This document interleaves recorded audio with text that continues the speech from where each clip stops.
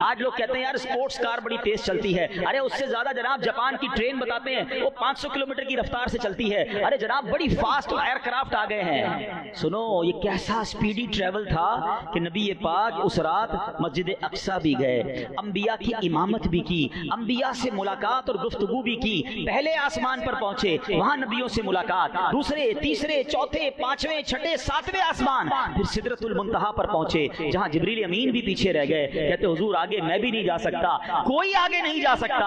اب اللہ کے حبیب علیہ السلام آگے جاتے ہیں اور سبحان اللہ رب کی بارگاہ میں پہنچ جاتے ہیں، اللہ سے ہم کلام ہوتے ہیں، 50 نمازیں عطا ہوتی ہیں، پھر واپس آتے ہیں، طویل واقعہ ہے، حضرت موسیٰ کے کہنے پر پھر جاتے ہیں، لوگ کہتے ہیں نبی پاک کو ایک بار دیدار نصیب ہوا، ارے اس ایک رات میں کتنی بار دیدار نصیب ہوا کہ بار بار جاتے ہیں اور 5 نمازیں بھی کروا لی، جنت کے طبقات بھی دیکھے، دوزخ کے طبقات بھی ملاحظہ فرمائے، عذاب بھی دیکھے، یہ سارا ٹریول کر کے میرے آقا جب واپس آتے ہیں تو حدیث کی کتابوں میں لکھا ہے جس بستر کو چھوڑ کے گئے تھے وہ بستر ابھی بھی گرم تھا، وضو کیا تھا پانی بہ رہا تھا، آقا واپس آئے پانی اس وقت بھی بہ رہا تھا، جس سارے کام سیکنڈوں میں ختم ہو جاتے ہیں۔ آج ٹھنڈی رات آپ بستر سے اٹھیں، تھوڑی دیر بستر گرم رہتا ہے، اس کے بعد بستر نارمل ہو جاتا ہے، وضو کریں پانی کتنی دیر بہتا ہے، چند سیکنڈ بہتا ہے پھر رک جاتا ہے۔ اس کا مطلب یہ ہوا کہ سرور کائنات یہ صدیوں کا سفر کر کے واپس آئے ہیں مگر وقت وہیں رکا ہوا ہے، کائنات وہیں رکی ہوئی ہے۔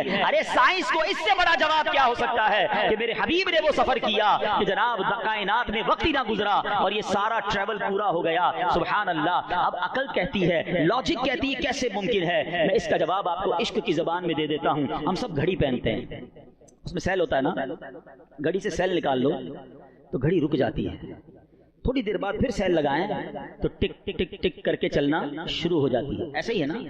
دراصل بات یہ ہے کہ میرے آقا اس کائنات کی جان ہے، وہ جو نہ تھے تو کچھ نہ تھا، وہ جو نہ ہو تو کچھ نہ ہو، کیوں جان ہے وہ جہان کی، جان ہے تو جہان ہے۔ ارے جب کائنات کی جان ہی چلی گئی تھی تو کائنات رک گئی تھی، آقا سفر کر کے واپس آئے، کائنات نے پھر چلنا شروع کر دیا۔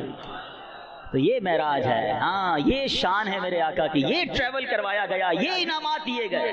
اچھا آج ہم معراج مصطفیٰ کو ایک اور انداز سے سمجھتے ہیں، خوبصورت باتیں ہیں انشاءاللہ، اب آپ سنیں گے تو اندازہ ہوگا کہ معراج کی رات نبی پہلے ایک بات سمجھیے، معراج کا جو ٹریول نہیں صرف ایک واقعہ نہیں ہے، ایکچولی پورا نصاب ہے۔ ہاں اگر اس کو پورے چیپٹر کی طرح پڑھا جائے نا، سبق کی طرح پڑھا جائے تو یہ پورے سفر میں اتنی باتیں سیکھنے کے لیے ہیں کہ ہماری عقل حیران ہو جاتی ہے۔ انفارچونیٹلی ہمیں دنیا بھر کے بہت سارے واقعات، ہسٹوریکل ایونٹس پتہ ہیں، ہمارے بچوں کو پتہ نہیں کتنے جو نا دنیا بھر کے لوگوں کے واقعات پتہ ہیں، مگر خود نبی پاک کی سیرت اور آپ کے معجزات کے بارے میں ہم کم جانتے ہیں۔ میں 2-3 واقعات کی 2-3 باتیں ڈسکس کر سکوں گا، لیکن اس کو کنٹینیو پڑھنے کی حاجت ہے، سیرت مصطفیٰ کی کتابوں میں بھی ضرور پڑھیں۔ معراج کی روایت میں یہ ہے کہ جب نبی پاک علیہ السلام مکہ مکرمہ سے مسجد اقصی پہنچے، اچھا یہ بھی بڑا ریلیونٹ کوسچن ہے کہ جب رب نے اپنے پاس بلانا تھا تو مسجد اقصی کیوں لے جایا گیا؟ ڈائریکٹ نبی پاک آسمانوں کی طرف چلے جاتے، سدرۃ المنتہا پہنچ جاتے، بیت المقدس کیوں لے جایا گیا؟ سبحان اللہ، تو وہاں نبی پاک کے آپ کے شان اور آپ کے مقام کے اظہار کے لیے آپ کو بلایا گیا۔ کائنات کی سب سے عظیم جماعت، کائنات کی سب سے عظیم، یوں سمجھے کہ نبی پاک کو امامت عطا کرنی تھی، یہ کیسی نماز تھی، یہ کیسی جماعت تھی کہ سارے انبیاء مسجد اقصی میں موجود ہیں اور صفے بنائے کھڑے ہیں، انتظار ہے امام کا، اور نبی پاک پہنچتے ہیں، جبریل امین نے نبی پاک کے ہاتھ مبارک کو پکڑا اور نبی پاک کو مصلی کی طرف بڑھا دیا، میرے آقا نے امامت فرمائی، صف بصف کھڑے ہیں انبیاء، مصطفیٰ امام ہو گئے۔ سبحان اللہ، یہ کیسی نماز تھی؟ سیدی اعلیٰ حضرت فرماتے ہیں نا کہ فرماتے ہیں نماز اقصی میں تھا یہی سر کہتے راز کو، کیا راز تھا؟ نماز اقصی میں تھا یہی سر، عیاں ہو مانائے اول آخر، پتا چل جائے دنیا کو کہ کون اول ہے کون آخر ہے دست بستہ پیچھے حاضر جو سلطنت آگے کر گئے تھے، یعنی بڑے بڑے انبیاء جو سلطنت کر کے گئے مگر میرے نبی کے پیچھے ہاتھ باندھے کھڑے ہیں۔ پوری دنیا کو یہ میسج دینا تھا کہ آپ امام الانبیاء ہیں، آپ خاتم الانبیاء ہیں، آپ کا جو مرتبہ ہے وہ کائنات میں کسی اور کا نہیں ہے۔ اور سبحان اللہ، یہاں نبی پاک کو نماز کے بعد پیاس محسوس ہوئی۔ اب ذرا سمجھیے، تو اب جبریل امین نے 2 پیالے پیش کیے، آپ کی بارگاہ میں 2 پیالے پیش کیے گئے، ایک دودھ کا اور ایک پاکیزہ شراب کا، دونوں میں سے کچھ بھی چوز کر لیں۔ تو پیارے آقا علیہ السلام نے دودھ کو قبول فرمایا جبریل امین نے کیا کہا؟ الحمدللہ الذی ہداک الفطرۃ، تمام تعریفیں اللہ پاک کے لیے جس نے آپ کو فطرت یعنی نیچر کی طرف رہنمائی فرمائی۔ لو اخذت الخمر غوت امتک، اگر آپ شراب کا پیالہ قبول فرماتے تو آپ کی امت گمراہ ہو جاتی۔ نبی پاک نے دودھ کو سلیکٹ کیا۔ اب علماء نے اس میں بہت خوبصورت گفتگو لکھی ہے کہ سبحان اللہ، ہم اس نبی کے امتی ہیں، پیارے آقا علیہ السلام نے امت پر کرم فرمایا، دودھ کا پیالہ قبول فرمایا اور امت کو گمراہی سے بچا لیا۔ اب ہمیں کیا سیکھنا ہے کہ یہ امت فطرت پر قائم رہنے والی امت ہے، لہٰذا ہم سب پر لازم ہے کہ ہم فطرت پر قائم رہیں۔ اب یہ فطرت کیا ہے؟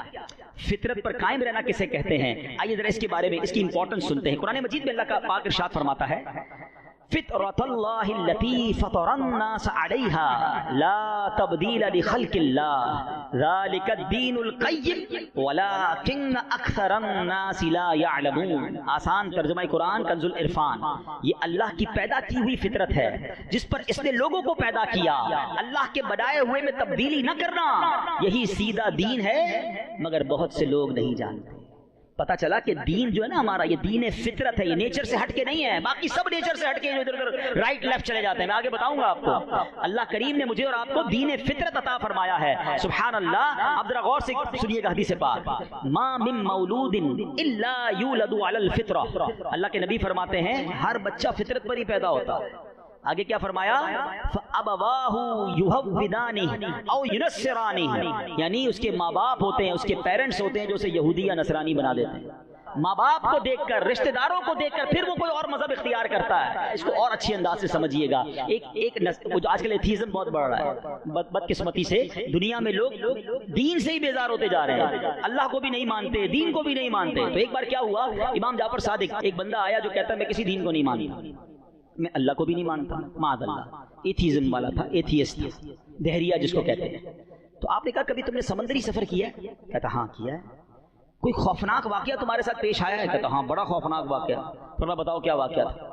کہتا واقعہ یہ تھا، سمندر میں جا رہا تھا، کشتی بھی تھی، ملاح بھی تھا جو کشتی چلانے والا تھا، اچانک طوفان آ گیا، بڑی خطرناک موجیں آئی، میری کشتی پرچے اڑ گئے اور ملاح بھی ڈوب گیا۔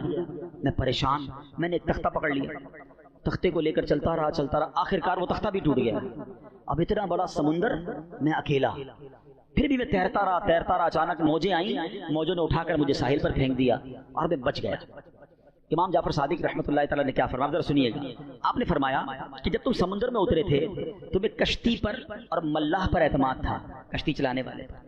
اس کے بعد کشتی تمہاری پرچے اڑ گئی، ٹوٹ گئی، پھر تم نے تختہ پکڑ لیا، تمہیں تختے پر اعتماد تھا۔ اس کے بعد تختہ بھی چلا گیا، اب تو تم تنہا تھے نا، پھر کسی پر امید تھی تمہیں کہ تم بچ جاؤ گے؟ کہتے ہیں ہاں، دل کے کسی کونے میں امید ضرور تھی کہ شاید میں بچ جاؤں گا، میں اسی لیے تیرتا رہا۔ حضرت امام جعفر صادق نے پتہ کیا کہا، سبحان اللہ، آپ فرماتے ہیں یہ جو تمہیں خوفناک حالت میں بھی جو تجھے ایک امید تھی نا تو بچ جائے گا، جس ہستی پر تجھے بھروسہ تھا اسی کو خدا کہتے ہیں۔ تیرے دل میں جو یہ آخری امید جو تھی نا، یہی وہ رب ہے جس نے امید ڈالی تھی تیرے دل میں، اس نے تجھے ڈوبنے سے بچا لیا۔ اللہ اکبر، وہ سوچنے لگا کہ بات تو ٹھیک ہے، کلمہ پڑھ کر مسلمان ہو گئے۔ تو ہمارا دین ایکچولی دین فطرت ہے، ہمیں نیچر سے ہٹ کے کچھ نہیں کرنا، ہمیں نیچر کو فالو کرنا ہے۔ اور میں آپ کو یہ بھی بتاؤں کہ احادیث میں فطرت کی عادتیں بھی بتائی گئی ہیں جو اللہ پاک نے جس فطرت پر مجھے اور آپ کو بنایا ہے۔ انفارچونیٹلی آج کل لوگ فطرت کو خود چینج کر رہے ہیں، اسلام کو برا بھلا کہنے والے ایکچولی خود فطرت اور اسلام کے خلاف جا رہے ہیں۔ سنیے، ہماری امی جان بی بی عائشہ صدیقہ طیبہ طاہرہ رضی اللہ تعالیٰ فرماتی ہیں کہ رسول پاک علیہ السلام نے فرمایا 10 چیزیں فطرت سے ہیں، اور ان 10 میں سے کچھ بھی بیان کر دیتا ہوں جو فطرت سے ہیں۔ فرمایا مونچھیں چھوٹی کرنا، داڑھی کو بڑھانا، مسواک کرنا، ناک میں پانی چڑھانا، ناخن کاٹنا، بغل اور ناف کے نیچے کے بالوں کو صاف کرنا، فرمایا پانی سے استنجا کرنا، یہ سب انسانی فطرت میں سے ہیں۔ اب آج دیکھیں ماڈرنائز کے نام پر ان میں سے کتنی چیزیں چینج ہوتی جا رہی ہیں۔ اب داڑھی رکھنے والے کم ہو گئے، وہ سمجھتے داڑھی رکھنے والا کوئی عجیب ہے، نہیں، داڑھی فطرت میں ہے، اس کو نہ رکھنے والا فطرت کے خلاف کر رہا ہے۔ اور یہ تمام چیزیں جو بیان کی گئی یہ ہماری فطرت سے ہیں اور یہ انسان کے نیچر کے قریب ہیں، مگر بدقسمتی سے لوگ اس کو فالو نہیں کرتے۔ اے میرے پیارے اسلامی بھائیوں، اب آگے چلتے ہیں۔ سفر معراج میں ایک تو فطرت کے بارے میں سیکھنے کو ملا کہ ہمیں فطرت پر باقی رہنا ہے، پھر فرمایا کہ سفر معراج میں یہ ایکچولی سفر جو تھا نا، یہ علم دین حاصل کرنے کے لیے سفر تھا۔ ہاں نبی پاک علیہ الصلوۃ والسلام کو رب نے حکم فرمایا وقر رب زدنی علما، عرض کرو اے میرے رب میرے علم میں اضافہ فرما. آپ دعا کرتے تھے، بار بار دعا کرتے تھے اے اللہ میرے علم میں اضافہ فرما. تو سبحان اللہ، یاد رکھیے کہ یہ ایک ایسا سفر تھا، اس میں نبی پاک کو ایک ایسا علم عطا کرنا تھا جس کا علم کائنات میں کسی کو بھی نہیں تھا کہ سدرۃ المنتہا سے آگے کیا ہے. فرشتے بھی نہیں جا پا رہے، جبریل امین بھی نہیں جا پا رہے، وہاں اللہ کے رازوں میں سے راز تھے.